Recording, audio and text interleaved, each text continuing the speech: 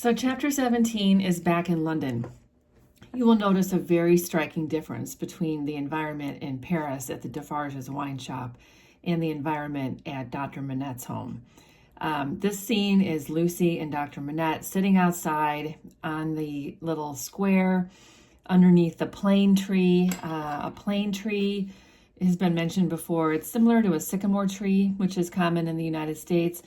A plane tree is very common in London. These are trees that are very hardy. They can grow in very subpar conditions, and an urban environment is not a great place for some trees to thrive. So even though the soil might not be very good and the weather and just the environment itself is hostile maybe to growing trees, the plane tree is able to survive in London, and there are still a lot of plane trees in London. So this conversation is very melodramatic, kind of sappy and soap opera-like. You know, "Are you happy, my dear father?" Lucy says, and he says, "Quite." And she has, she says that, this time is not like any other and nothing can make it so. And, she says how happy she is and that, if her life were not to be still consecrated to you, she would be so unhappy. So she's saying, as much as she's so happy to have Charles, who loves her, and to be getting married, that if she wasn't still, bound to her father, she would be miserable. And in the sad moonlight, she clasped him by the neck and she lays her face upon his breast. So it's very, just gushy, lovey, whatever.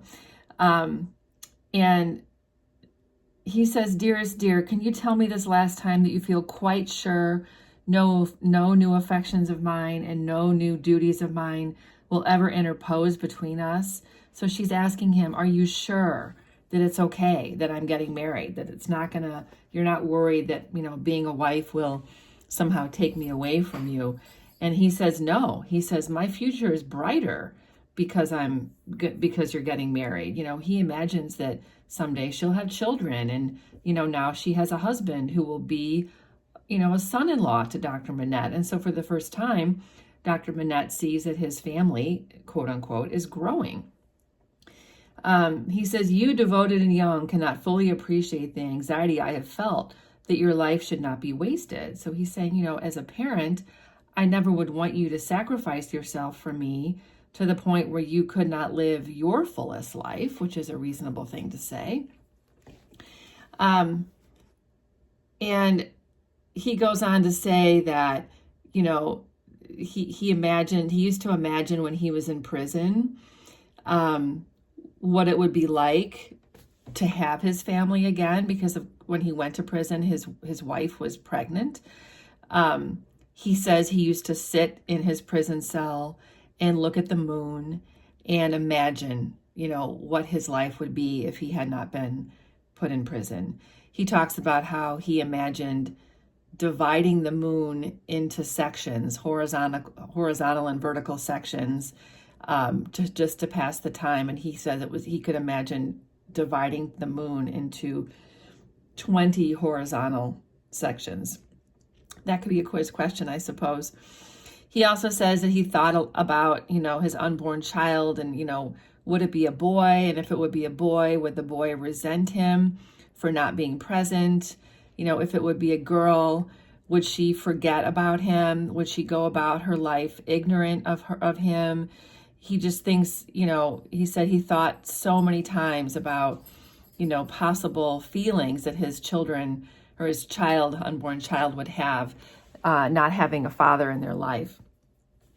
And this breaks Lucy's heart. She's like, oh my goodness, even to hear that you had such thoughts of a daughter who never existed strikes to my heart as if I had been that child, because of course she didn't know about him for the longest time. And so in a way, she did not exist to him and he did not exist to her. And as they're talking, Dr. Manette says, you, Lucy, it is out of the consolation and restoration you have brought to me that these remembrances arise and pass between us and the moon on this last night. And then he says, what did I say just now? So this to me is a clue that he is losing a little bit of his confidence. Like, he's giving her this nice story that he's cool with this marriage and he's happy for her, but he's also losing, his train of thought here a little bit, which to me indicates that maybe he's emotionally challenged in this moment, as any parent would be to some degree. And then he talks about like dreams, almost like hallucinations he would have sometimes, where he imagined his daughter coming to his cell and leading him out into the freedom of the real world, and even like taking him to meet her husband and to meet her children, but then returning him to the prison, which, to Lucy, that's a terrible thing. His collected and calm manner describing this made her blood run cold as he talks about this. And she says, I was that child, my father. I was not half so good, but in my love, that was I. Like, I loved you, but I didn't know about you. And he talks about, how this fictional daughter would have shown him her children, and, he would have been blessed that she was happy, but then, he would have been returned to the prison again. And then he says, Lucy, I recall these troubles and the reason that I have tonight for loving you better than words can tell, and thanking God for my great happiness. So he's saying, in contrast to all this misery, this day is so much happier. This is how it's supposed to be. So we have some details here. At the wedding, there will be one guest only. That's Mr. Lorry. Miss Pross will be the one and only bridesmaid, which is sort of funny. They have dinner that night, Dr. Manette and Miss Pross and Lucy. Charles is not there because that's kind of like a tradition that the husband does not see the bride on the day before the wedding.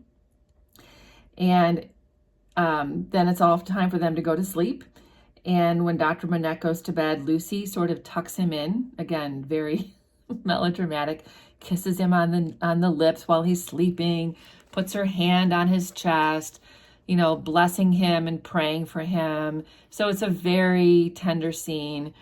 And then she finally takes herself off to bed. She withdrew her hand, kissed his lips once more, and went away.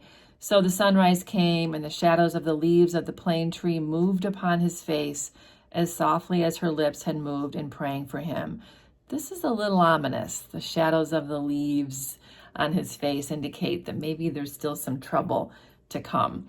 So it's a tender, quiet day for Lucy and Dr. Manette on the eve of her wedding. Dr. Manette shares his dreams and worries and some of the strange hallucination type thoughts he had when he was in prison. And now he promises her that he's happy than he ever could have imagined. And then a couple important details. Mr. Lorry will be the only wedding guest, and Miss Pross is the only bridesmaid. The next chapter is called 9 Days. So this is the day of the wedding. It's a beautiful, shining, bright day.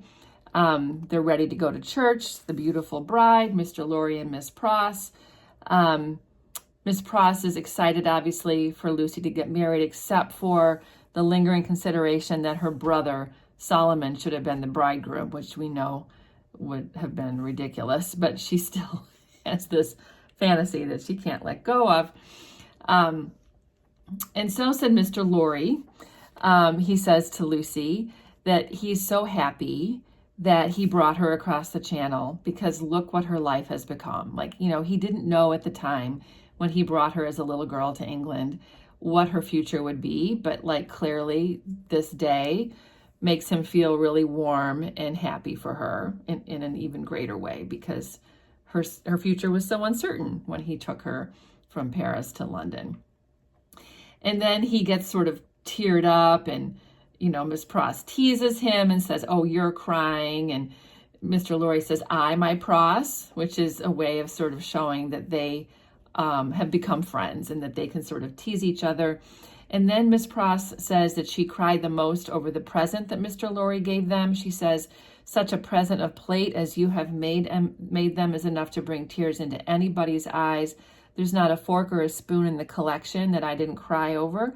So he gave her silver, probably like a set of silver, forks and knives and spoons, and maybe even some dishes. So it was a nice wedding gift.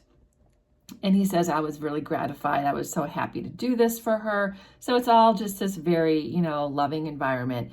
And then they discuss kind of the logistics of the day.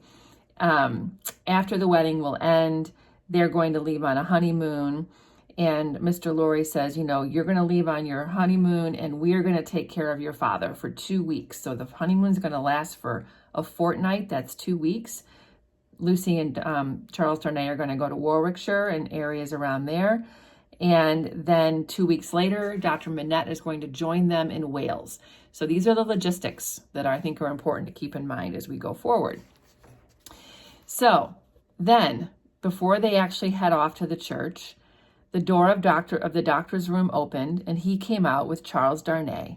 He was so deadly pale, which had not been the case when they went in together. So remember, from a couple chapters ago, Dr. Manette asked Charles not to tell him the details of his name until the wedding day. And so that's what's just happened. So Charles Darnay has just told Dr. Manette that he is the nephew of the Monsieur the Marquis, and this is Dr. Manette's reaction. So starting off to this wedding, Dr. Manette is very shaky. There's a shadowy indication of the old air of avoidance and dread. That's what passes over him. But he gives his arm to his daughter, and they go to the chariot, and they go to the church, and Charles and Lucy are happily married. Then they come back home for a breakfast. So there's just kind of like a little breakfast afterwards. And then Dr. Manette says, take her, Charles, she is yours. And they get into a carriage and they leave for their honeymoon. So it's all very, very quick. The corner being out of the way and the idle of the curious and the preparations having been very simple and few, the doctor, Mr. Lorry, and Miss Pross were left quite alone. It was when they returned into the welcome shade of the cool old hall that Mr. Lorry observed a great change to have come over the doctor, as if the golden arm uplifted there had struck him a poisoned blow. So he is very traumatized again. He has the old scared lost look that troubled Mr. Lorry.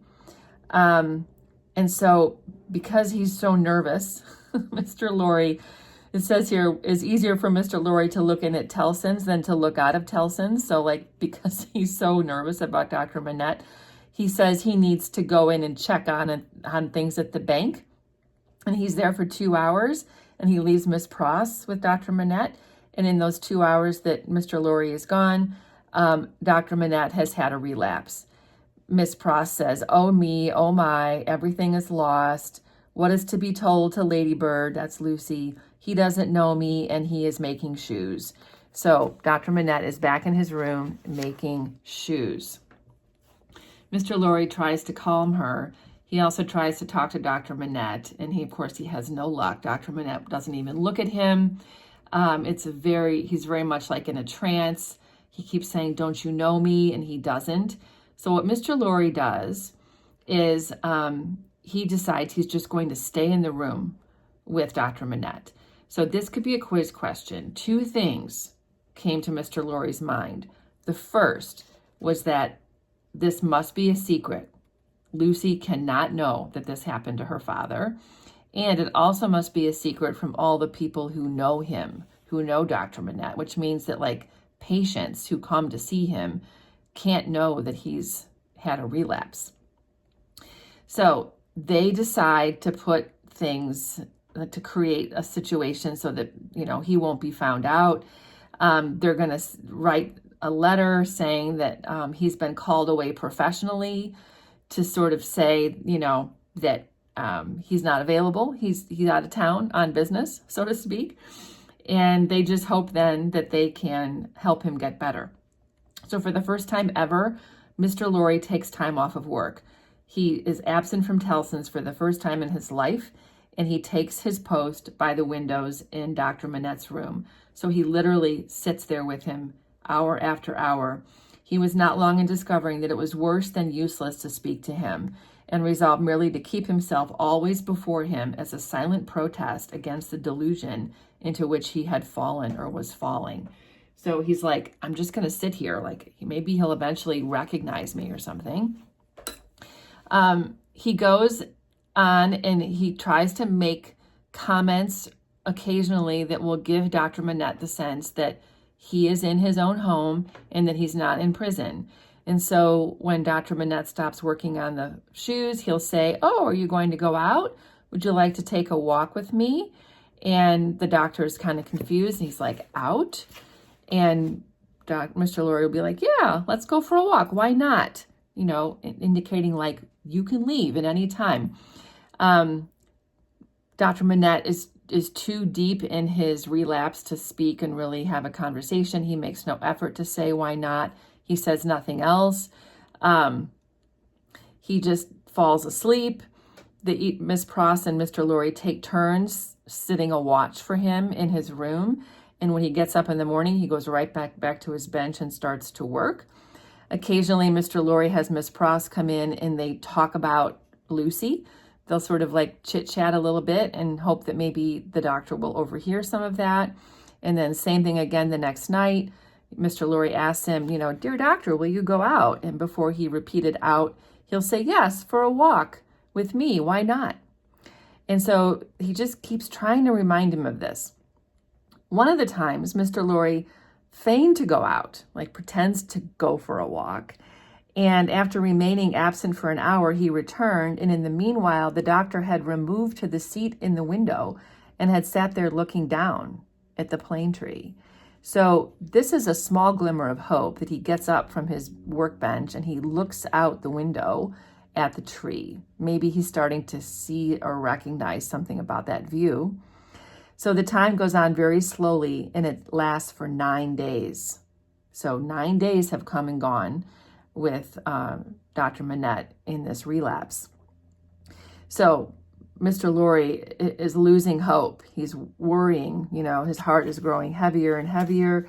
The secret was well kept. Lucy was unconscious and happy, but he could not fail to observe that the shoemaker, whose hand had been a little out at first, was growing dreadfully skillful, and that he had never been so intent on his work, and that his hands had never been so nimble and so expert as in the dusk of the 9th evening.